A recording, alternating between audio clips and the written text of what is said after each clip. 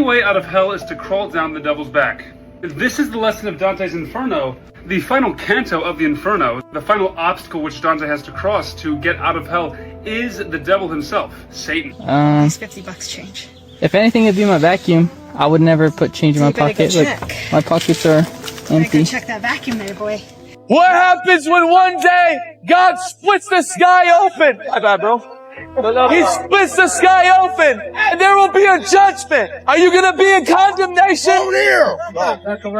Boy, get out of here, bro. What's good, everybody? Welcome back. In today's video, we're going to be diving into all types of mysterious and strange videos nobody can explain. Hit that like and subscribe button, and let's dive in. I was checking out this 1729 map book and the drawings, and check that out. Like, what is that?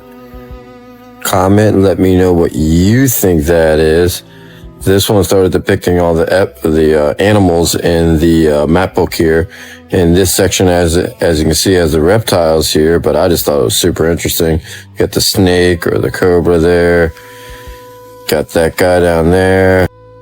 A massive cobra, the size of a whatever this is, but the cobra is bigger than the dragon. Got this one here. Got the big snake there. And then above, they even talk about them. They have two different languages, and then you can read it through on each one. I did not get these translated, just didn't have time to do it. But I wanted to make a video real quick and at least share this with you so you can check it out and see what I'm seeing. I just thought it was so neat and interesting. Here, I'll show you the whole. So that's one half of it. There's the other half. This side, they did like just regular animals and stuff. We all know those. But I've never seen that. It looks like a little dragon, doesn't it? Like a little mini dragon. Comment, let me know what you think. Millions of eggs were found underwater off Vancouver's island. Does anybody remember the millions and millions of eggs that they found on the sea floor off the coast of Vancouver Island? It's giving Leviathan eggs, in my opinion. Just look at the location of where these eggs were found near what they thought was an inactive volcano. Turns out that wasn't true. It was active. Giving incubator vibes. So if you start at the snout and you go all the way up to where the tail is and look at where the eggs are, you have to pass right by where those eggs are to get to the tip of the tail. As you see, we're going to go up a little bit. Right over here is where they're saying the eggs are located. And if you look here and you follow it all the way around, you'll see where the tail starts to thin out. That looks like a tail to me, guys. Look like a tail to y'all? Yeah. But if you come all the way back down here off the coast of Vancouver Island, this is where they're saying that they're located, right in this area. And if you take a trip all the way back to the front where you see the snout, the eyes, right in here from Argentina down, this is how you get to Antarctica, okay? And it's called Drake's Passage. They said it was named after some god, but I don't think so. So basically it would mean Dragon's Passage. And some people said that's what the problem was, you know, down south where they're sitting on boom booms, is because they're actually trying to bomb this. They're not worried about the cartels. And some of the most violent waters are right through here. And they say it's because when she moves, it causes this. But here's my thing, back to the eggs, the millions of eggs that were found off the coast of Vancouver Island. Would a Leviathan give live birth? Or would they lay eggs? Because they're saying they belong to the Pacific white skate or whatever the eggs do. And they're also contained in pouches that are called mermaid purses. Let me know what you think in the comments, please. Does anybody remember the million? I never heard of the millions of eggs that they discovered. But this Leviathan head, you gotta admit, it does look like the shape of a giant sea monster. You can see where the eyes would go and then the snout. I actually tried going to Google Maps and zooming in right here, and it's just blurry. Like it's not rendered completely. Like you can look at everything else clearly around Google Earth, mostly anyways, but when you zoom in on these little snouts, you're trying to see what's going on, but it just gets blurry. Like they hid it out, graded out from us. I can't believe the Nazis got this right. And the last time I talked about this, I just found this out, but this video got 12.6 million views. And that's why people know that this is the truth. This is why this idea gravitates towards them so much. Now let me explain it. The moon is a reflection of the earth. It shows like a map in the sky and shows all of our continents. And it shows how they're shown in an infrared vision, an infrared ray. So that's why the continents look a little bit off. I'll show you a different map later, but let me get back on this because I think I'm confusing you.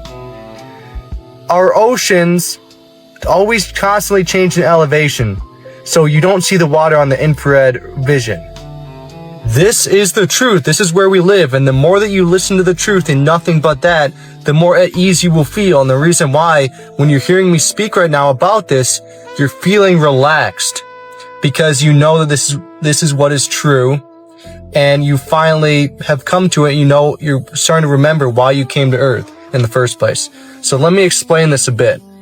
This Earth, over on the right, this is all the frozen side. Every 26,000 years about, the sun makes a counterclockwise motion around everything. And the sun only exists on this right side of the map. Here's a sunken continent, that says Atlantis, which we all know exists a long time ago. It's just sunken. But you see Africa, United States, Asia, Europe, they're all over here. And this is the moon reflection map. The sun, every 26,000 years, moves around in about a quarter to a new section. Then it thaws out all the ice there. But since the sun only has so much of a reach where the warmth gets, it can only melt part of all the land that exists in this universe. So we only have these continents. And I told you before, the sea level is constantly changing. So that's why this map is a little bit different than the ones we're used to. And why there's more continents on this one, because some of them have been sunken and we're not able to go to them anymore. That's why we have these ancient legends from thousands of years ago about like Lemuria and Mu and Atlantis. It's because those existed a long time ago and we don't even have any books or anything that survived like 26,000 years that tell us the true history of everything. We probably do have them, but they're in the Vatican archive and no one can get in there. So basically, it's another thing the Germans got right about everything. I can't believe the Nazis... Speaking of Atlantis, I remember researching it years ago, and check this out. There's a location in the Western Sahara Desert of Mauritania called the Richat structure. It's also commonly referred to as the Eye of the Sahara. What's so spectacular about this is that it just so happens to match more than a dozen striking similarities to what Plato had described as the lost ancient capital city of Atlantis, which was said to be made up of concentric circles, 3 of water, 2 of land, which matches the Richat structure. It also is said to have an opening to the sea at the south, and if you look at it from satellite imagery, you can clearly see that water had ran through it. Furthermore, it was said to have mountains to the north, and you just so happen to have mountains called the Atlas mountain chain, which Atlas was said to be the very first king of Atlantis. There's a location in the Western Sahara Desert. Make it make sense. How come we don't have no update on this or did any LiDAR scans or anything, you know? Alright, this has been going viral all over TikTok. Did they catch a UFO on camera? Let's take a closer look.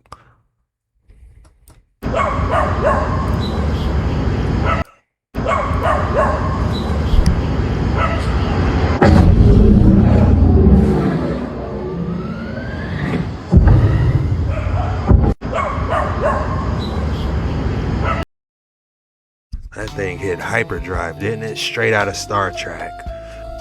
The only way out is through.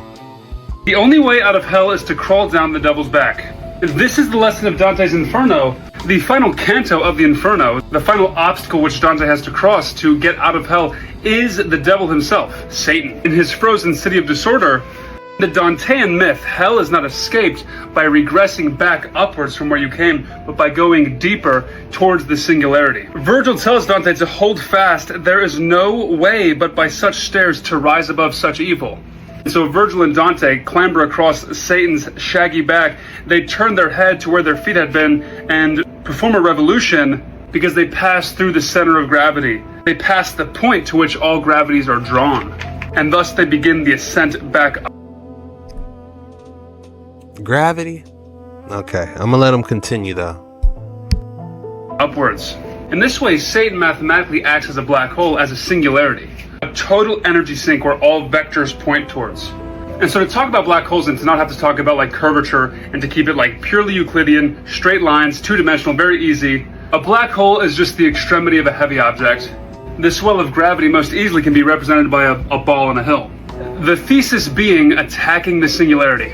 When you are skimming around the rim of a black hole and assuming ideal conditions, no friction, and a negligible initial velocity, if we're looking at this in terms of a hill or a trough, the potential energy in these 2 points are equal.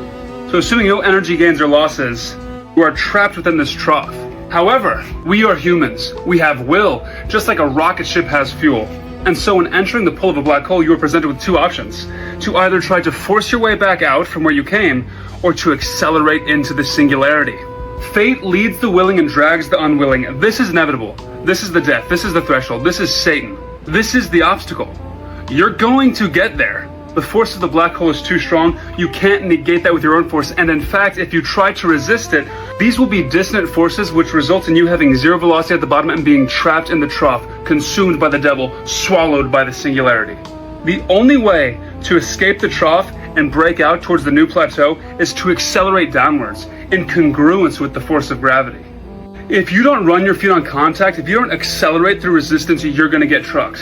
When approaching the inevitable, there is no use in resisting. In fact, you should accelerate. You should go quicker towards the inevitable. You should hasten the inevitable. That's why in Interstellar, they perform that maneuver around Gargantua. They jettison off-mass conservation momentum to propel them forward. There's less than this. The only way out of hell and out of the black hole is to accelerate towards it and then eject the old shit that you brought with you. That's the only way you escape it. This is inevitable. The coward thinks he will live forever, but old age finds him nonetheless, even if he avoided the spears. Let death find us doing manly deeds. If you fight your fate, you'll go to it not with a bang, but with a whimper. You'll scuttle to a stop right at the bottom, very ignominiously. You can't sneak out of this life. You can't sneak past the threshold. The only way to get through the gate is to bum rush it. To go as fast as you can. Reluctance, fear, and retrogression will only leave you thumbing your nuts at the bottom of hell. Speed, vigor, strength, power, fearlessness, being intrepid, that's what accelerates you to the other side. But rather than just trying to fight your way out of hell, maybe the question is what do I have to do to land in paradise? Speaking about ancient technology, check this out. We gotta talk about this. This is a dry river in India, and it revealed these stones, these ancient carvings in the stones. These carvings are called Lingams, and in the Hindu tradition, they are very significant to their religious practice. These are in the Shamala River. Probably butchering that name, sorry. The pointy part is the lingam. The base is the yoni. You often see these with snakes around them, and sometimes even with bulls around them. Some of these are absolutely massive, and some are carved out of multi-ton single-piece rocks. When they're inside of temples, you can often find them under these decorative ceilings. But if you find many of them in the wild, they look decapitated. So my man Praveen has done some investigating. Follow him on YouTube if you're not. A recent temple excavation revealed this. Underneath the lingam was specific metals in a specific configuration. They also found these iron spatulas that conveniently never rust. Here is what was underneath that lingam. Inside that pot is rice husk. So Praveen recreated this experiment and used a silver rod and an iron rod in the rice husk in a pot, and it created electric current. Putting a bunch of these together, he could light up an LED. Now, lingams are not exclusive to India. They're found all over the world, but I want to focus on Egypt. India and Egypt were close. Now, these are going to make a lot more sense. If you do a quick search for the Baghdad battery, you'll see this pop up. Egypt used this for electricity. You can find this on the walls at the Dendera temple complex. The word for bull is torus. This comes from the Aramaic word tor. The torus is the shape of energetic flow. The snakes represent vibration, most of the time from the sun. So containing the energy of the... We gotta talk about this. This is a dry river. And I believe this river only shows that like once a year, like when the water levels are low. Those are not blood vessels in the dragonfly. Those are hollow tubes. The dragonfly doesn't flap its wings like a bird. It vibrates them and buzzes them. It's the buzzing of those wings, the sound of those wings that goes into the tubes, the hollow tubes. And at the bottom of those hollow tubes, there are hundreds of tiny little cones. So the sound frequency goes out of the cones, creating these toroidal fields around the dragonfly's wings, putting them into a state of gravity-free zone around them because of the cone-shaped technology in their wings. And the same for Viktor Grabinikov, the man who studied the bugs that were too big to fly, and then he learned how to use the bug's wings to build a levitation platform. He wrote a whole book about this. He built this levitation platform. Unless people know this technology, they think he's a crank. He's just talking rubbish. Well, I believe he's actually telling us exactly what's going on here. It looks like he had a motorbike handle on that device and just cranked up the frequency. And at some frequency, that sound through the bug's wings would have created that toroidal field around his little levitation device. He said that he moved faster than the speed of sound on that levitation platform. Those are not blood vessels in the dragonfly. How hard would it be to recreate that experiment? I believe at the bottom of this machine, he actually put like what would be on the bug's wings, because you heard the story, right? Like bees technically shouldn't fly because they're just so big and their wings are so short. The theory goes that they're actually levitating. Ancient Stargate required a pure heart to open.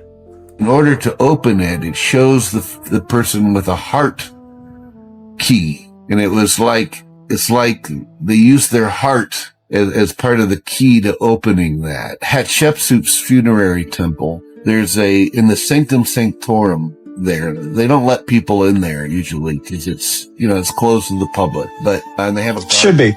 there all the time. Yeah. But one of the things that's depicted in there is one of these Stargates. Shows, in order to open it, it shows the person with a heart key. And it's like they used their heart as part of the key to opening that. In order to open it, it shows They just can't let anybody open those Stargates. Could be a tyrant that goes through there. You have to be chosen.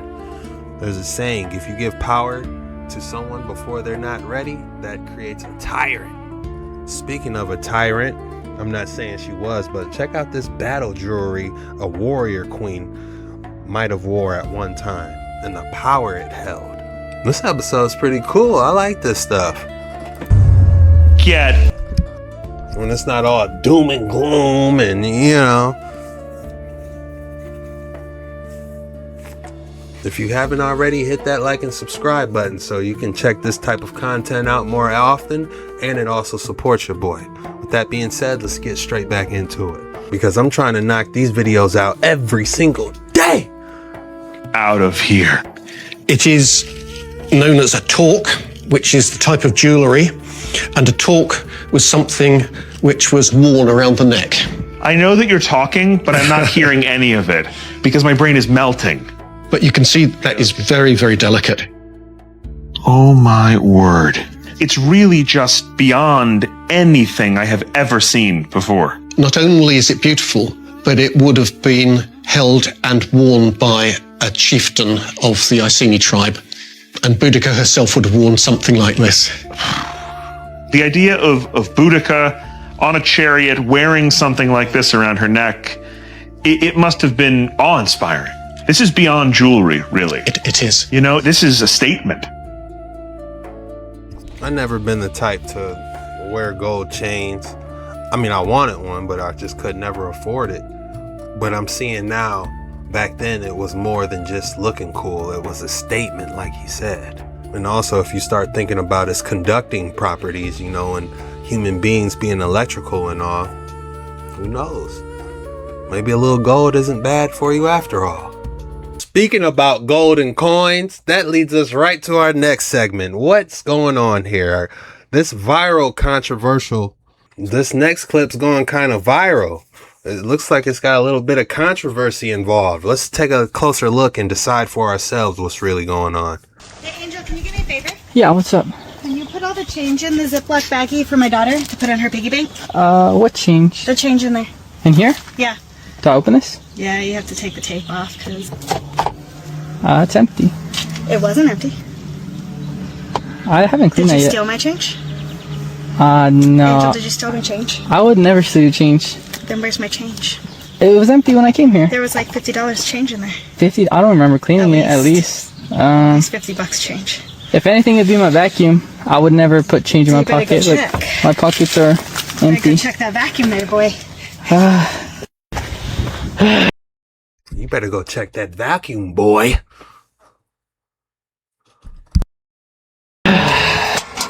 Oh, that change, huh? I must have vacuumed it up. They're in a nice neighborhood. You see that Ford Bronco back there? I believe that's a Ford Bronco. But that's a nice truck. OJ had one, I think. When he was on the run for like 3 days straight or something like that. OJ Simpson. I'm so sorry. That's gonna be a free car wash, though. Sorry. Yeah. I'm getting them out. Get the rest out. Put some gloves on real quick. Like, oh, you're in another tank now? Yep. Oh, you want candy? Yeah. Oh, hell, that's like a... Ew, do you want a little jewel? I think I'm okay. Yeah, this... She's gonna be rich. Yeah, usually people in this area don't mind when I vacuum up their coins. Because these houses are like $1 million homes. But this is my daughter's life savings right here. This is her college fund. Okay, this is... You're gonna have to finish this. Her life savings? Is this a skit or is this real?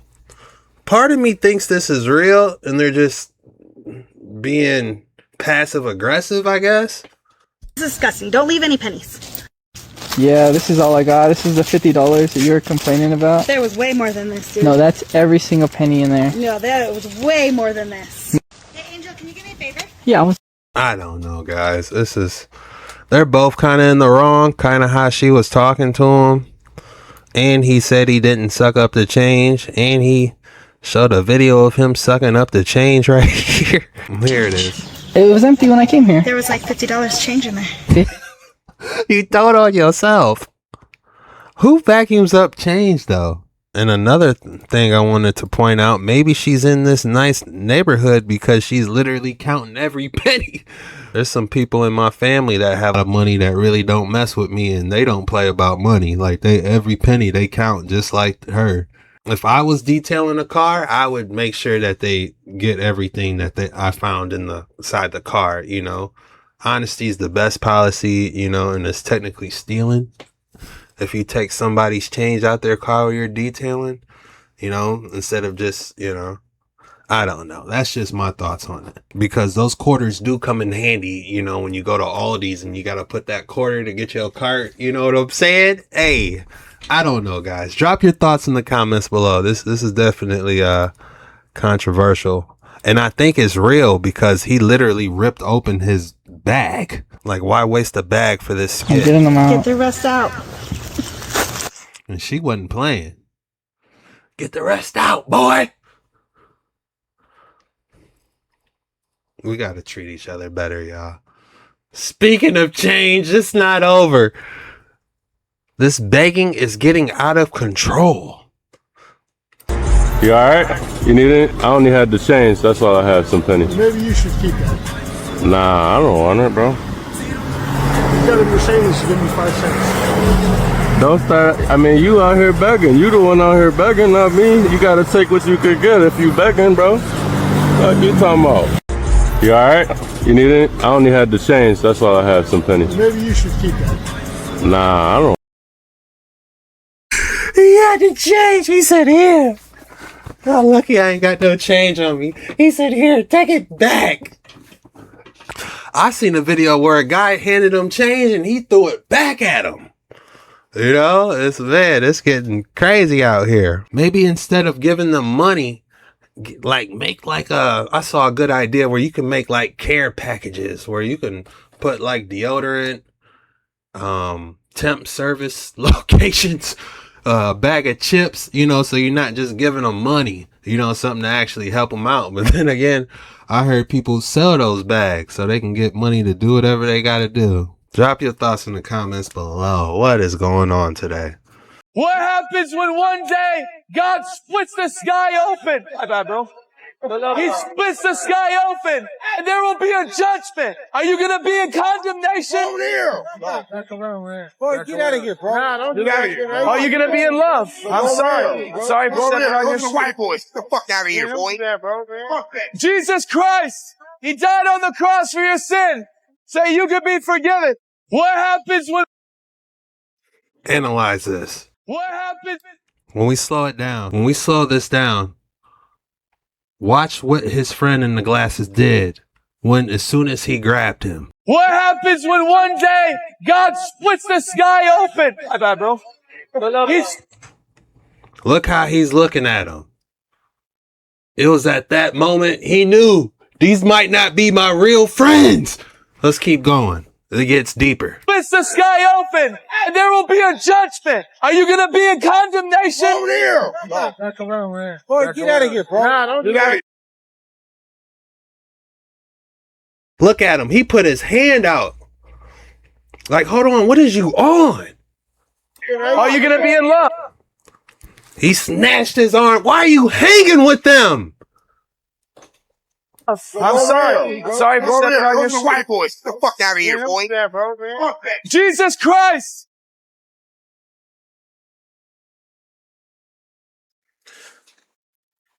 Look at him. He's trying.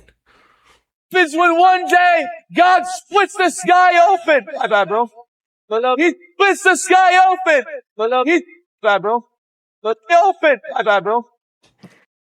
He said my bad, bro. He didn't say watch out. He said my bad. Even though he's walking straight. God splits the sky open. My bad, bro.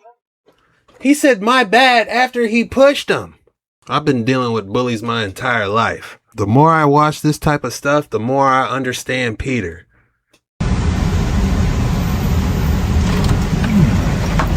You okay? Yeah. And a cup of water. Faith in humanity restored. Top comment reads, appreciate it and thank you for your kind words. As they say, do a good deed and throw it into the sea, not the internet. Miss Minnie was determined to make it back on her own, and she was just as hard-headed as I was. In the end, we got her back home safely, and that's all that counts. Somebody said, I thought this was fake, but the lady was literally laying in the middle of a puddle, nonchalant. No one else seemed to notice. Like, I get the part about, doing a good deed and throwing it out into the sea, not the internet, but it could have been, for his safety as well, too, but he did upload it to the internet. But I'm not going to lie. I'm glad he did. I could use a little bit of that today. Who knows how many people drove right past her? You got to be out cold to drive past her.